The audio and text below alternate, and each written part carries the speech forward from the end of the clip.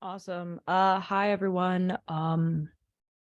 I am gonna go ahead and let people kind of trickle in. So I'm gonna go ahead and start the PowerPoint at about 2:02, maybe 2:01, depending on how many people are in here. So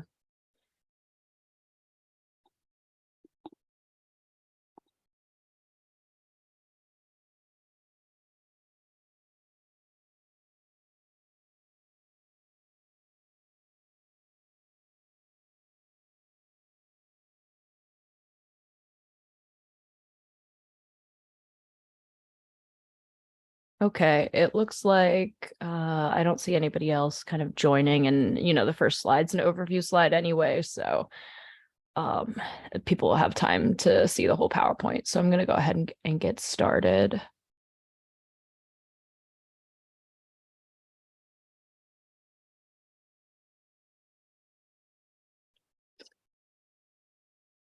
Awesome. I hope everyone can see my screen okay.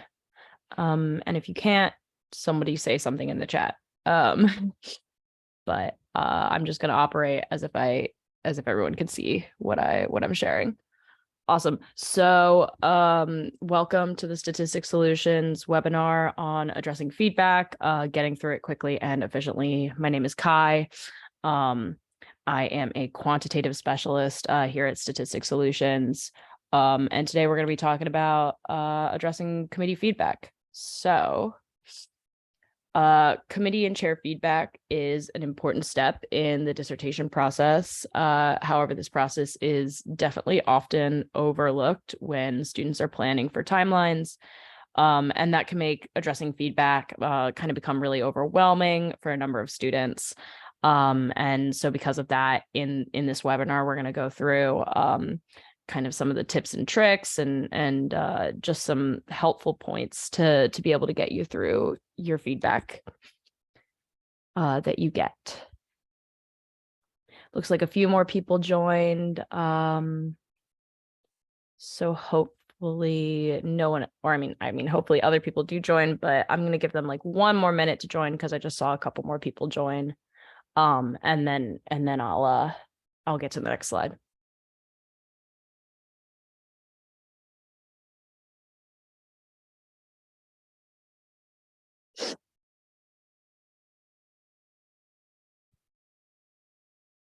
Okay.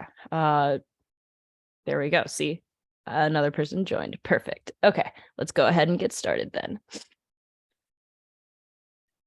Maybe. There we go. So while this first point may seem self-explanatory, the first thing you should always do before starting the process of addressing comments is to thoroughly read through all of the feedback that you have been given. So as you read through each comment, make sure you take notes on how you might attempt to address the feedback or write down any questions that you may have about what you're expected to do. Also, sorry if you guys hear me sniffling a little bit. I kind of have a runny nose today. I think it's just cold where I am, and my body's not handling it. So I apologize if that bothers anybody. It's bothering me. So okay. Yeah, so like I said, as we read through each comment, we should be taking notes on how you might want to address that comment and what you're expected to do based on the comment. So, what's important here is that we make sure that you 100% understand all of the feedback given to you before attempting to fix it. And so, kind of on that lines, you should, if you do have any questions, you should feel free to reach out to your chair with any questions that you might have about the feedback. Sometimes feedback through like an email or through notes on a Word document can get kind of confusing. And so it's never a bad idea to reach out if you do have questions about what specifically they're asking for. Additionally, it is important to stay organized. So what I personally like to do is I like to make a new copy of the document every single time that I get new feedback. That way, when you can kind of go back and look at your old copies, then you're able to kind of see, oh, well, on October 21st, I responded to this feedback comment, and like, this is what they wanted me to do. That way, like 2 months down the line, when somebody asks you, oh, why did you add this part into your dissertation or into your study, you can go back and say, okay, well, I actually had this comment for this feedback that told me that I was supposed to do something along this lines. So not only is staying organized helpful for you in the short term, it's also very helpful for you in the long term as well. So that being said, kind of try to save copies of your old drafts. Every new draft that I make, I always save the old copy of it. So I have like draft 1.0, 1.2, 2.0, that kind of stuff. And then I always date the draft to make sure that you really know like when you responded to those comments and what those comments were. Awesome. So like I was saying a little bit earlier, don't be afraid to ask your chair or committee members questions. Many students remark that they're hesitant to reach out to their chairperson for fear of looking silly or dumb. But it can actually be really easy. Like I said earlier, it could be easy to misinterpret a comment on a Word document or an email. So if you do have any questions, your chair is there to help you. And the long and the short of it is that you cannot thoroughly answer something if you don't understand what you're supposed to be answering. And part of your job, or part of the chair's job, is to guide you through this editing process. So definitely feel free to reach out when a question is kind of stumping you. However, that being said, you should be sure to kind of be clear with what you do and don't understand, and exactly what you don't understand. If the comment says something along the lines of like, you need to add a sentence or two describing so and so, and then you respond back with, I don't know what this means, your chair or your committee members probably not going to be, that's not a very good jumping off point in terms of explaining on what you should actually do, because you're not being specific about what you're confused about. So as long as you're specific and clear about what you don't understand, your chair should and will help you out with answering questions and stuff like that. Awesome. So once you feel as though you fully understand the content of your feedback, that's when you can go ahead and start spending your time addressing each comment one by one. So make sure to thoroughly address each comment, because you don't want your chair or committee member to ask you to make the same changes multiple times. Additionally, when addressing feedback, you want to be as thorough as possible. My rule is really kind of just to include as much detail as humanly possible. That way, when you get further down in the revision section, or the revision process, it's going to be easier to cut back on information later than it is to add more. And not only is it going to be easier, it's going to be time consuming to try to add more information later down in the line. So if and when possible, make sure to include as much detail as or as that you can find out. And again, like I said, we want to make sure that your chair isn't asking for the same kind of changes multiple times. So if they ask you to, rewrite a paragraph, 2 revisions down the line, they probably don't want to ask you to rewrite the same paragraph. And it can get frustrating when a student isn't responding thoroughly to those feedback, and then having to ask multiple times. So for the sake of your chair, try not to do that, right?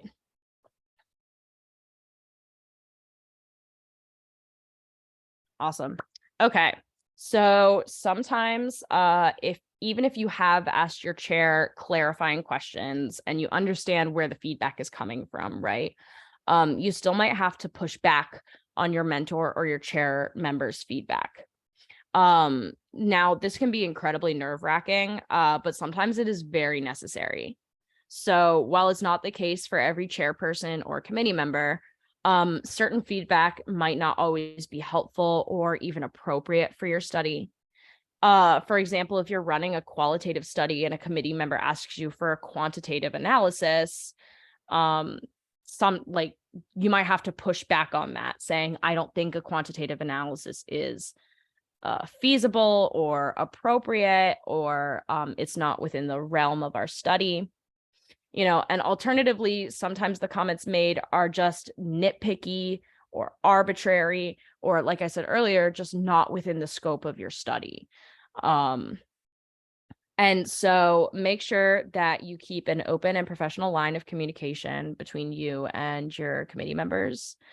And when pushing back on feedback, it's important to do it in a respectful manner. So instead of getting defensive and possibly lashing out, we want to make sure that we keep an open and professional dialogue with your committee. But ultimately, barring any large and glaring issues, it is your dissertation. And you should not let the feedback push you into a position where you do not feel comfortable defending, or that you don't understand where your study is going. 9 times out of 10, if you're able to kind of justify why you're pushing back on that feedback and explain your reasoning, your chair is most likely going to agree with you, because that's kind of part of the feedback process in general. It's collaborative. It's not meant to be your chair just telling you, hey, do this and don't question it and just kind of go. It's instead meant to be this collaborative process where you are learning what needs to be in a dissertation, and this feedback is part of the learning process. And so that, just because of that, if you're able to justify why you think things need to be included or not included, it is your dissertation, and ultimately you are going to be the content expert of your study. And so if you have reasons, if you have literature to back up what you're saying, if you're looking at data analysis plans for other studies that have been done that are similar, and they did it or didn't do what that feedback is asking you to do, use that to talk about, to talk to your chair, to come to them and say, hey, I don't think this is appropriate for my current study.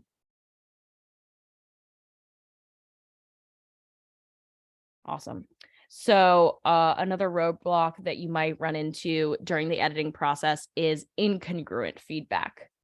So sometimes you'll find that your chair and your committee members, or one of your committee members versus another committee members, are kind of at odds regarding the changes that they think that should be done to the study. This is when you need to talk to your chair.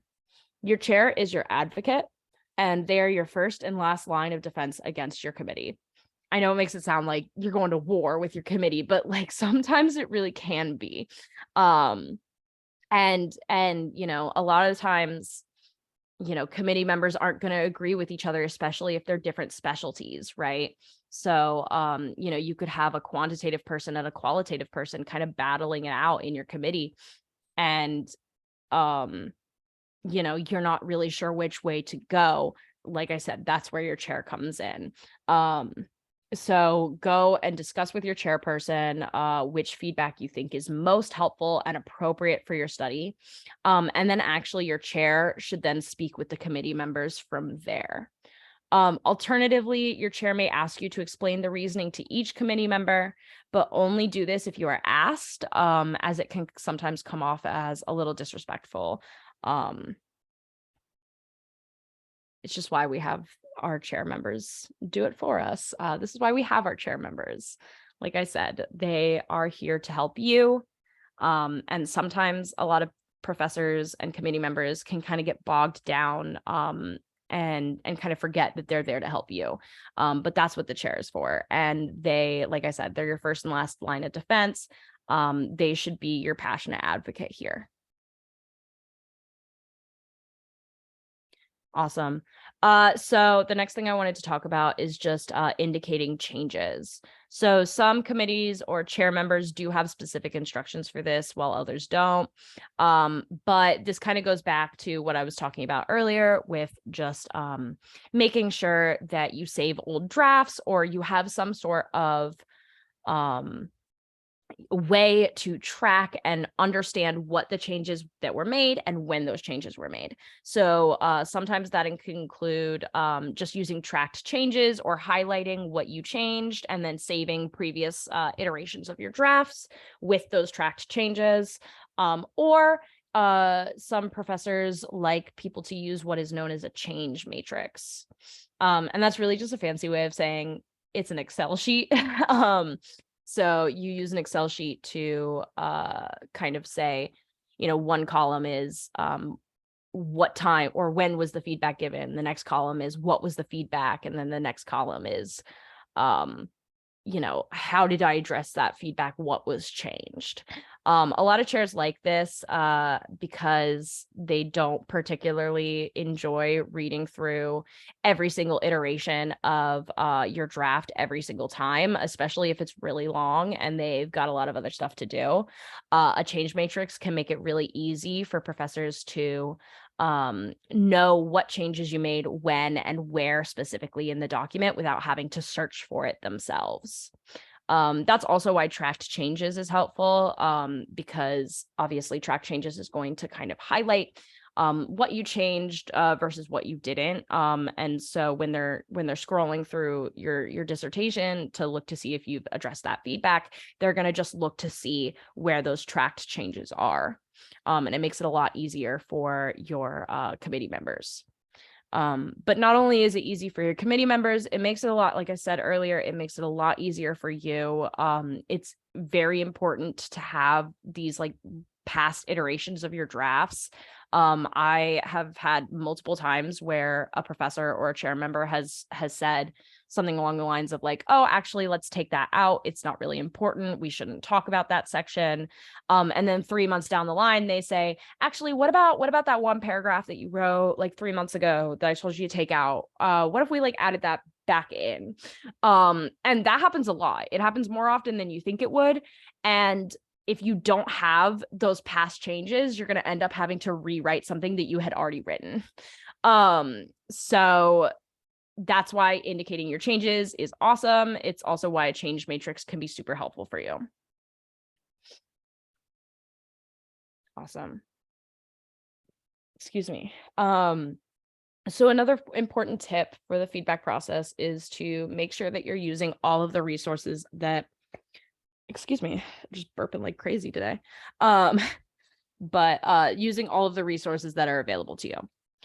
So many schools have libraries or like librarians, research assistants that are there to help you, even including helping with like writing if your library has a writing center. But they can also point you in the right direction of appropriate databases and where to find information that you might have trouble finding. Additionally, editing services and services such as like Statistics Solutions are paid to help with APA feedback as well as general committee feedback. And that is something that we do here at Statistics Solutions. You can sign on to work just with feedback with us if you've already written out like your chapter 4 or something, and you've just got a bunch of feedback that you don't know how to answer. You can absolutely just come to us, have us help you out, right? Finally, your peers and your cohort members are also a very good resource for bouncing off of ideas as well as helping with editing. When I was in grad school, I remember sending my document to a couple of my grad friends as well as my mom. My mom like used to help me edit all of my papers, but that absolutely is not cheating. It's not like bouncing ideas off of each other for your own dissertation is in no way violating any academic integrity. And so therefore you should use your peers and your cohort members to help you when you need it. That's what they're there for. That's why you have a cohort. You're not going through this alone. You're going through it with, 6 to however many other people. It could be less than 6, but either way, you're not going through it alone, and you shouldn't have to. Definitely talk to your peers or your cohort members if you ever need maybe like slight editing help, or even if you need, suggestions on how to respond to a specific comment. Maybe you don't know how to answer it, but one of your peers or one of your cohort members is running a study that's really similar to yours. So maybe they'll have some information to help you better answer that question. And so finally, it is important to be timely with your feedback. So it takes time to diligently address feedback, as well as for a section of a paper or a proposal to be revised or reviewed, sorry. So it takes time to address feedback, and it takes time to review that feedback. And so before starting your feedback process, ask your mentor, ask your chairperson, ask your committee members about your deadlines and how long they would need to provide you with a review. Overall, you just want to try to be mindful of your timeline so that you don't get stuck making major revisions with an unrealistic timeline. Awesome. And a little bit of a short kind of PowerPoint today. So I do have some time for a Q&A. But so if anyone does have any questions about anything I talked about or anything else regarding committee feedback or just the editing process in general, there is a Q&A button on Zoom, and you are welcome to answer questions. You could also put stuff in the chat as well. So while people are doing that, though, I just kind of wanted to go to the next slide that I had here and talk a little bit about our company, Statistics Solutions. So Statistics Solutions is a full-service dissertation consulting company. We provide graduate students with timely and editorial support for their dissertations or scholarly projects. We don't just help graduate students, we also help professionals, but for the most part, it's grad students. And so we help with every section, right? So we help with editing, we help with APA editing, feedback, we help with, chapter 1, chapter 2, chapter 3, chapter 4, and chapter 5, quantitative and qualitative. And, we also do survey uploads. We do almost everything, really.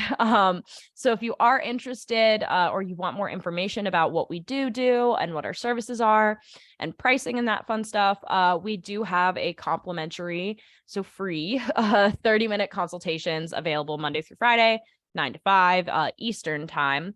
And if you are interested in something like that, I have a phone number as well as an email for my sales manager.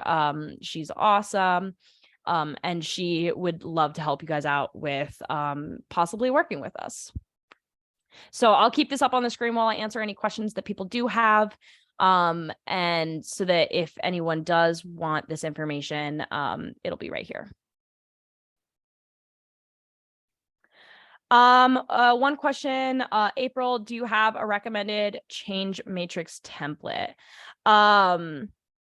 So no, I don't have a recommended template that I know of, because everyone really likes to do their change matrix a little bit differently. For me, I personally like at least having columns for when the feedback was given to you, when you responded to it, what the feedback was, what you responded, and really that's kind of all I like to have. And then you can also maybe have a column of like which committee member gave you that feedback. Or I do know some people who will do multiple different change matrix, one for each of their committee members. So it really is just up to you and how you want to do your organization, really. Yeah. So can you explain the main difference between editing and APA editing? Absolutely. So what I mean by editing, I just mean addressing feedback and editing parts of your paper.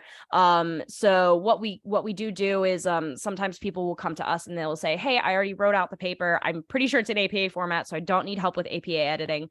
But I just want you to go through and make sure that everything that I wrote is accurate, and understandable, right? And so that's the kind of editing that I'm talking about. So specifically, like, for example, I'm currently working with a client. I'm going through her chapter 4, and I'm making comments on, where she can add more information, where she can maybe move some information around. Maybe it shouldn't be in that paragraph. Maybe we should put it in a different paragraph to make it a little bit more clear. Maybe she didn't add any of her assumptions. So I have to make a little note about saying, like, make sure that you include your assumptions here, something like that, right? Versus what APA editing would be. APA editing is more making sure that everything follows APA format. So making sure that your level heading or your header levels, sorry, are accurate, making sure that all of your tables and graphs are in APA format, making sure that, you're following the template of your school. So that's what I mean by the differences between editing and APA editing.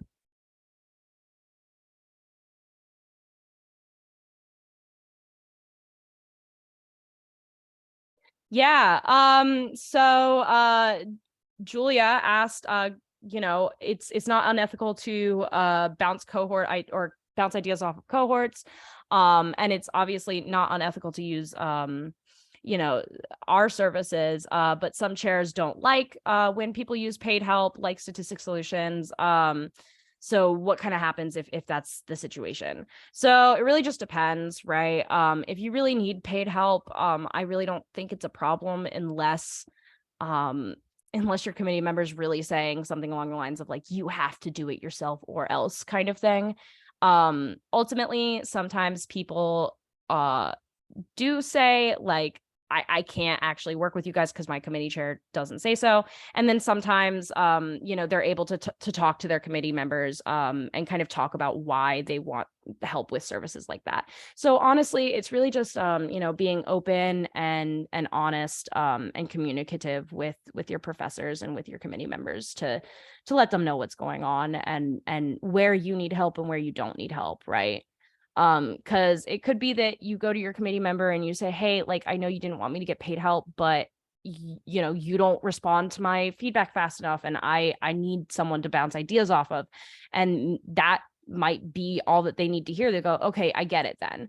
Or, they can say, well, I still don't want you to get paid help, so why don't we figure out a way that I can be a better committee member for you? I could be a better mentor for you. So it really is just, keeping that communication open. And then another question. Sorry, guys, getting a lot of questions. Absolutely no problem, Julia. It's great to see you in here, by the way. Anyway, next question. Sorry, y'all. Any advice on starting a dissertation a semester early to try and finish earlier? Has this worked for any of your past clients? Yeah. So, I mean, it really just depends, right? So, yeah, that's hard. So I personally don't necessarily recommend starting it early, unless you have talked to at least your chair about it, right?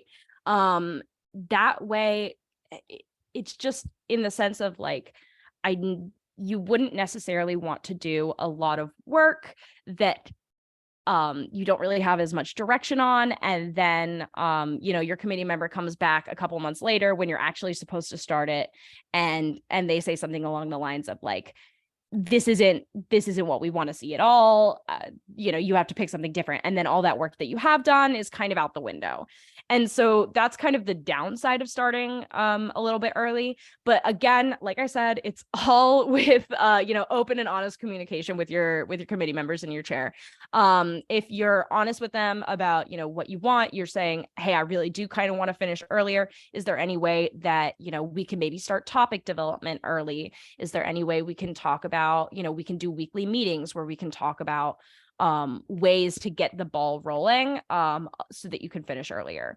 Again, just be open, just be honest, just talk to them about what you want. And for the most part, they're there to support you. They want you to succeed in however way that you can best. And if that means finishing it early, I mean, all power to you. I love that. I tried that in grad school. It did not work for me, but also I was in I was in grad school during the pandemic. So it was never going to work for me to try and get it done early because, the world just imploded. Like my second semester too, the world imploded. So, so it really just depends. And, it's a great idea, but, life can kick you in the butt a little bit when you try to do something like that. So I do have past clients who they have done that though. So like I said, just be honest and talk with your committee member about what you want out of this, and hopefully they'll be pretty amenable to talking with you. Awesome. Okay, well, I don't see any other questions popping up. So if anyone, I'm gonna stick around for like a couple more minutes just to make sure that anyone who does have questions can ask them and get them answered. But that is kind of all of the information I do have for today. So if you don't have any questions, feel free to hop off. And it was really great for everyone to show up and ask these awesome questions. I really appreciate it. And we also have these webinars all the time on multiple other different topics. So if you're interested in something along the lines of APA help, I actually do a webinar on APA editing about once a month. I think I already did mine this month, so I might do it again next month. But we also do stuff like confidently presenting your results or confidently presenting your methodology and stuff like that. So if you are interested, then absolutely please reach out for us. Yeah. Another question. Do you develop proposal defense PowerPoints? We do, actually. It's actually one of my favorite things to do. I love making PowerPoints. So that is absolutely something that we can help with if that's something that you're interested in, for sure. Awesome. Somebody said, can you help me identify my survey population? Yeah, absolutely. That kind of goes under, research development, which, we help with the whole chapter 3 process. So if that is something that you're interested in, absolutely, we can help with that as well.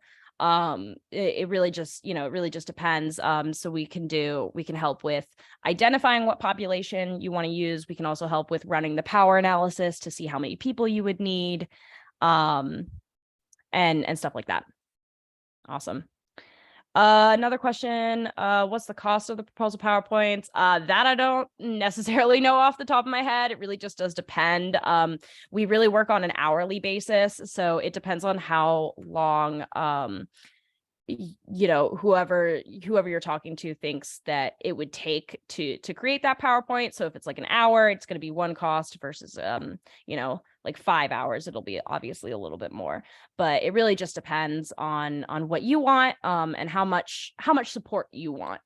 So I couldn't give you a clear answer on that. But if you are interested, like I said, our consultations are free 30-minute consultations. So please feel free to reach out to Janine. She is awesome and really helpful with that kind of stuff.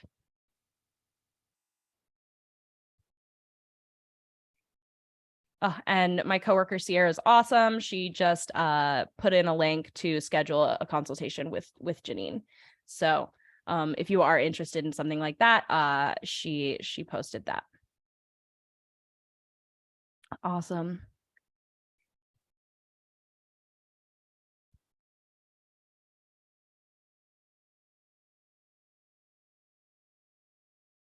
Okay, awesome. I'm not getting any more comments, and it looks like people are starting to leave. So I'm going to go ahead and stop the PowerPoint. Maybe. Okay, there we go. So like I said, thanks everyone for joining. We really appreciate you here. And really looking forward to possibly working with you guys soon and continuing to work with other people here later. So awesome. Hope you all have a great rest of your day. And yeah, I hope you have a great rest of your week as well.